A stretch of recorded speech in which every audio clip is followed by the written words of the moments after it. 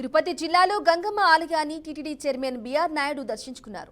ఆలయంలో ప్రత్యేక పూజలు నిర్వహించారు. అమ్మవారి తీర్థ ప్రసాదాలను, ఆశీర్వాదాలను వేద పండితులు చైర్మన్ కి అందజేశారు. ఇక బిఆర్ నాయుడు ఆలయ అభివృద్ధి పనులను పరిశీలించారు.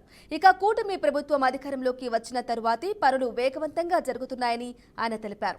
టీటీడీ నిధులతోనే గంగమ్మ ఆలయాన్ని అభివృద్ధి చేస్తామని బిఆర్ నాయుడు హామీ ఇచ్చారు.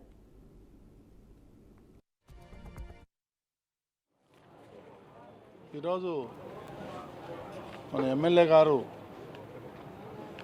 ఆధ్వర్యంలో నాకు గతంలోనే 2 నెలల క్రితం ఒక అప్లికేషన్ పెట్టుకున్నారు. ఇక్కడ సుమారు 14 కోట్ల రూపాయలు అవసరం ఉంటుంది. దాన్ని మీరు ఎలాగైనా ఒకసారి విజిట్ చేయాలి, మీరు చూడాలి.